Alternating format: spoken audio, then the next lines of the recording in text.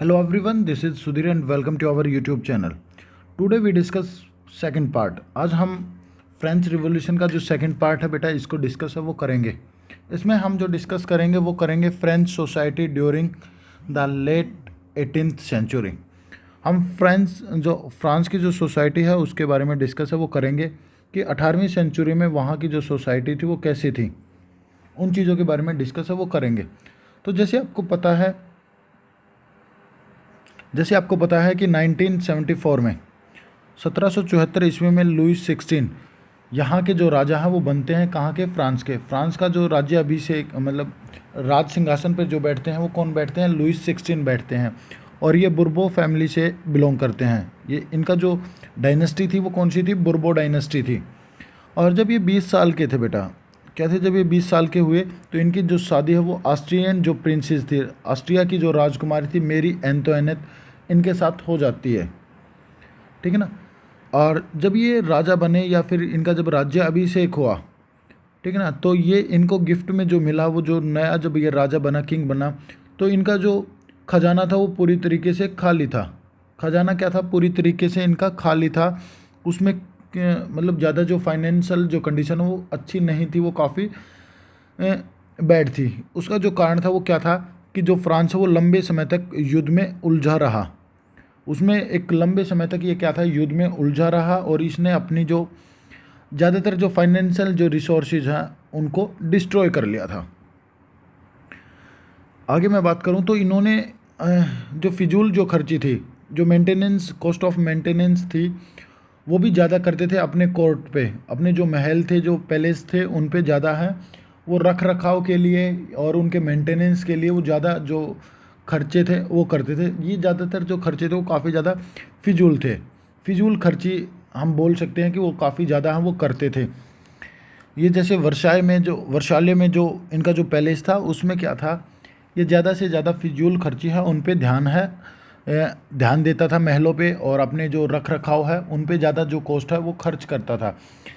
आम जो जनता है वो उस पर किसी प्रकार का कोई ध्यान है वो नहीं देता था यहाँ पे. और यदि मैं बात करूँ कि जो लुईस 16 हैं इन्होंने हेल्प की थी, फ्रांस ने इनकी हेल्प की अमेरिका के जो 13 जो कॉलोनीज थे उनको आज़ाद कराने में, उनको फ्रीडम कराने में, उनको इंडिपेंडेंट कराने में. किससे, इंग्लैंड से.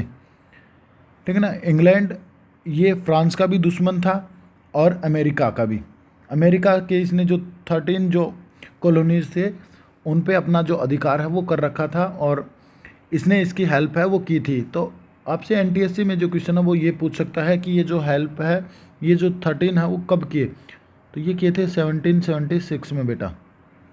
ये जो क्वेश्चन है वो आपसे पूछा जा सकता है, यहाँ पे आप इसको लिख सकते हो. चलिए अब आगे बात करते हैं.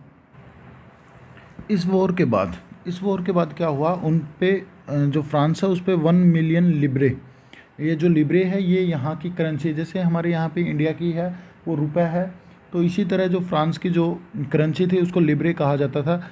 इस युद्ध के बाद जैसे ही इसने जो 13 जो कॉलोनीज हैं उनको इंडिपेंडेंट कराया, इनको आज़ाद कराया, तो उस पर 1 बिलियन लिब्रे का जो कर्ज है वो हो गया.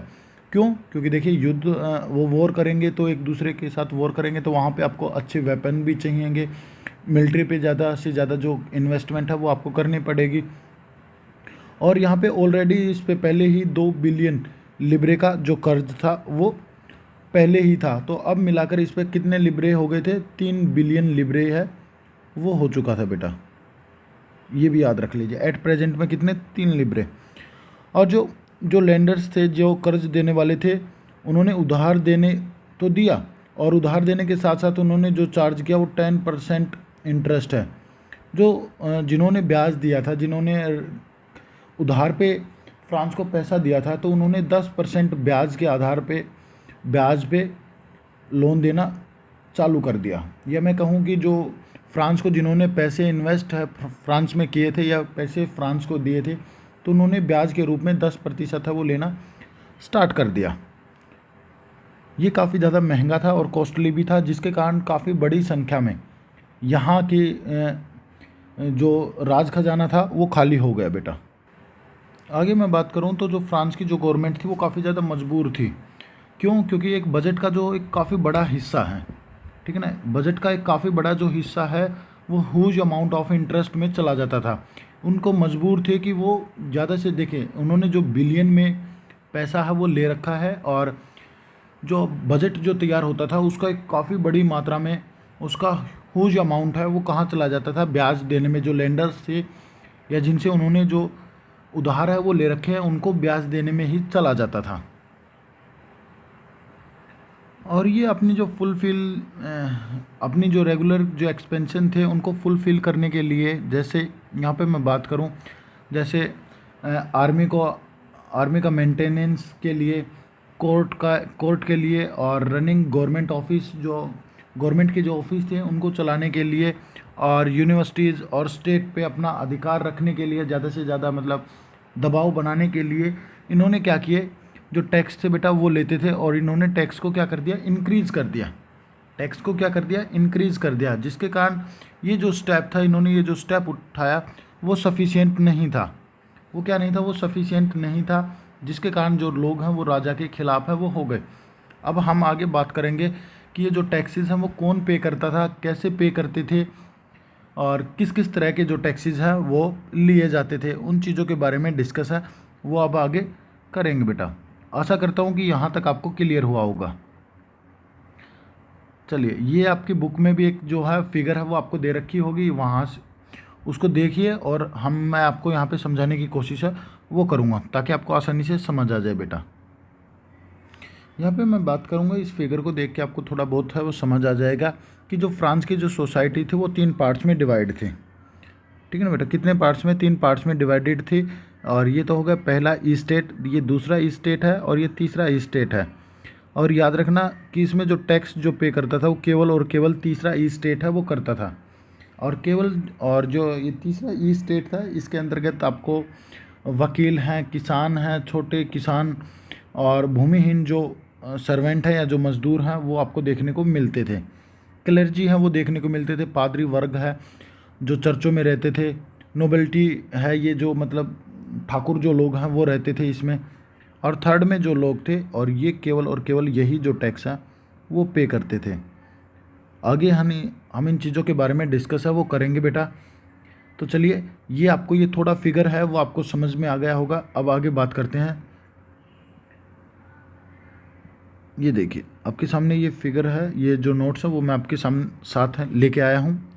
जो फ्रेंच की जो सोसाइटी थी 18वीं सेंचुरी में, वो डिवाइडेड थी 3 स्टेट में, और ओनली एंड ओनली केवल और केवल कौन से मेंबर हैं वो टैक्स पे करते थे, थर्ड स्टेट के, तीसरे जो स्टेट के जो लोग हैं वो केवल और केवल जो टैक्स हैं वो पे करते थे। देखिए आप यहाँ पे देख सकते हो, जैसे मैंने यहाँ पे आपको बताया भी था।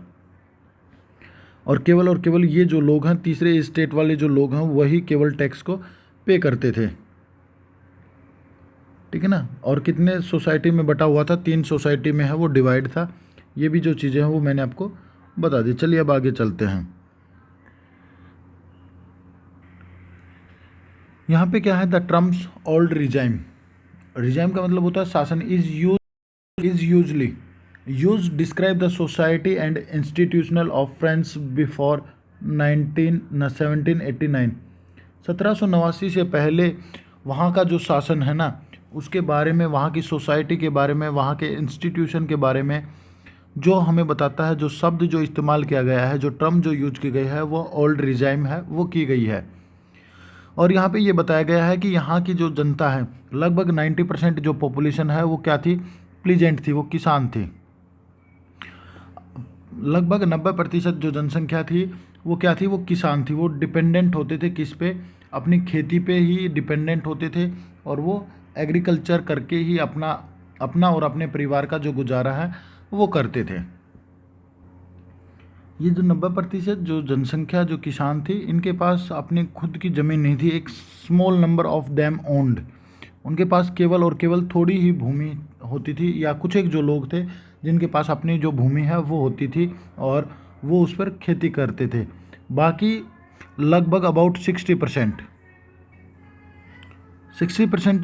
जो लैंड है बेटा, उस पर किसका अधिकार था, उस पर जो नोबल्स थे, या जो कुलीन या जो ठाकुर वर्ग थे, और जो चर्च और जो rich member of the third state उनका अधिकार होता था। देखिए जो किसान थे उनके पास तो अपनी थोड़ी भूमि थी और लगभग जो 60% जो लैंड थी वो केवल और केवल जो स्टेट फर्स्ट और सेकंड थे उनके पास थी, और जो कुछ एक जो भूमि जो बची वो किसके पास बच गई, जो थर्ड स्टेट के जो रिच मेंबर थे उनके पास थी। यहाँ तक क्लियर हुआ होगा। अब आगे बात करूँ मैं, जैसे the member of the first two state, the clergy जिसको पादरी एंड द नोबिलिटी, ये दो वर्ग थे, फर्स्ट और जो सेकंड जो वर्ग जो मैंने आपको बताया था, जो क्लास या स्टेट थे, ठीक है ना, enjoy some special right by birth. इनको क्या थे, इनको स्पेशल जो राइट है वो मिले हुए थे बर्थ से, जन्म से ही इनको कुछ जो स्पेशल राइट है वो मिले हुए थे स्टेट फर्स्ट और स्टेट सेकंड को। जैसे मैं बात करूं कि इनको एक स्पेशल जो राइट्स थे वो, जैसे कि ये टैक्स पे है वो नहीं करते थे, इन्हें जो टैक्स है वो पे नहीं करना पड़ता था, और केवल जो टैक्स जो पे करता था वो थर्ड स्टेट करता था, ठीक है ना। कौन करता था, थर्ड जो स्टेट है वही जो है जो टैक्स है वो पे करता था। जैसे जो नोबल्स हैं उनको एक स्पेशल राइट और भी था, उनको स्पेशल राइट और भी था कि ये जो प्लीजेंट होते हैं, जो किसान होते हैं, उनसे एक फ्यूडल जो टैक्स है वो भी कलेक्ट करते थे, जो फ्यूडल जो टैक्स है वो भी कलेक्ट है वो करते थे। तो ये इस प्रकार के कुछ एक जो इनको जो स्पेशल जो राइट्स हैं वो मिले हुए थे। तो आपसे पूछ सकता है कि जो स्पेशल राइट है वो किसको मिले हुए थे और कौन जो टैक्स है वो पे करता है। और आगे बता रखा है कि जो किसान थे वो काफ़ी ज़्यादा मजबूर थे बेटा, वो सर्विस भी देते थे, to give service to the lord, जो राजा होता था उसको भी जो सर्विस है वो प्रोवाइड करते थे, जैसे उसके घरों में काम करना, उसके खेतों में काम करना, और यहाँ तक की जो सर्विस है वो आर्मी में, जो आर्मी है उसमें भी देना। जब युद्ध की कंडीशन हो जाए तो जबरन किसानों को पकड़ के आर्मी में भर्ती है वो कर दिया जाता था, और इसके साथ साथ यदि कहीं पे बिल्डिंग या फिर जो रोड है उनका काम चल रहा है तो वहाँ पे भी जो किसान है उनको शामिल है वो किया जाता था, या उनसे जो काम है वो लिया जाता था। किसान काफ़ी मजबूर थे, और यहाँ पे ऐसे ऐसे लॉ बना रखे थे, कानून बना रखे थे, जिसके कारण क्या होता था कि बड़ी संख्या में किसानों को मजबूर किया जाता था काम करने के लिए। और जैसे मैंने ऊपर बताया कि एक एग्जांपल के द्वारा मैं आपको समझाता हूँ कि जैसे वो किसी के खेत में काम कर रहे हैं और उनको 1 केजी की प्रोडक्शन है वो हुई, तो 50% उसको देना पड़ता था जो उसका मालिक है, ठीक है ना, जो उसका मालिक है, और 50% उसको खुद को रखना पड़ता था। यदि देखो मेहनत कौन कर रहा है, वो किसान कर रहा है, किसान को 50% मिल रहा है, और जबकि जो मेहनत नहीं कर रहा उसको भी 50% है वो मिल रहा है। तो ऐसे रूल हैं वो बना रखे थे किसानों के लिए। तो काफ़ी ज़्यादा मजबूर थे किसान कि उनको ऐसा जो काम है वो करना पड़ रहा है। आगे बात मैं करूं तो यहाँ पे क्या है कि जो चर्च है वो भी टैक्स लेता था किसानों से, और उसे टिथ कहा जाता था, टाइथ, ठीक है ना, टिथ बोल रहा हूँ, टाइथ जो है वो कर टाइथ कहा जाता था। और ये क्या होता था, एक धार्मिक कर होता था, एक धार्मिक कर है वो लिया जाता था चर्च के द्वारा, जिसे टाइथ कहा जाता था। ये भी आपसे पूछ सकता है बेटा, this is a very important, ठीक है ना, यहाँ पे स्टार लगा सकते हो आप लोग। और एक these include A direct tax called tile, और ये क्या करते थे, एक जो टाइल जो टैक्स है वो भी पे करते थे। ये तो हो गया ऊपर वाला जो टिथ हो गया, जो टाइथ हो गया, ये तो हो गया धार्मिक, ठीक है ना, रीजनल टैक्स, धार्मिक टैक्स हो गया जो चर्च को दिया जाता था। एक जो टाइल जो कर है वो डायरेक्ट स्टेट को है वो दिया जाता था। इन दोनों में से आपसे कोई भी जो क्वेश्चन है वो पूछ सकता है। और बात करूं the number of indirect tax, कुछ जो इनडायरेक्ट रूप से भी जो टैक्स है वो लिए जाते थे टेकन ऑन द एवरीडे, जो मतलब जो घरेलू जो कंजप्शन की जो चीज़ें होती हैं, जो डेली हम जिन चीज़ों पे जिन चीज़ों का इस्तेमाल करते हैं उन पे भी इनडायरेक्टली जो टैक्सेस हैं वो पे किए जाते थे। जैसे साल्ट हो गया, तम्बाकू हो गया, इन पे भी जो टैक्स है वो पे किया जाता था, पर वो इनडायरेक्टली जो इनडायरेक्ट रूप से है वो किसानों से लिया जाता था। और जो बर्डन था, फाइनेंशियल जो एक्टिविटी का जो बर्डन था वो सबसे ज़्यादा कौन से स्टेट पे आपको पड़ता था, और जो वो था स्टेट थर्ड। अकेला जो स्टेट जो थर्ड था वो क्या करता था, वो पे करता था, ठीक है ना। अकेला जो तीसरा जो स्टेट था वो चीज़ों को पे करता था, और उससे क्या होता था, उससे केवल और केवल इसी ये जो स्टेट है इस पे बर्डन है वो पड़ता था। लगातार जो टैक्सेस इंक्रीज़ हो रहे हैं तो वो किस पे इफ़ेक्ट पड़ेगा, थर्ड स्टेट पे। तो आज का जो टॉपिक था वो मैंने कंप्लीट है वो करा दिया। अब जो नेक्स्ट टॉपिक होगा द स्ट्रगल ऑफ सर्वाइव, उसके बारे में डिस्कस है वो करेंगे। आशा करता हूँ कि आपको इतना समझ है वो आया होगा, और यदि आपको वीडियो अच्छी लगी हो तो लाइक करें, शेयर करें और चैनल को सब्सक्राइब ज़रूर कर लीजिए ऐसी ही वीडियो देखने के लिए, ताकि आपको अच्छा लगा हो। तो हम नेक्स्ट जो पार्ट है वो जल्दी ही आपके सामने लेके हैं वो आ रहे हैं। Thank you and thank you very much.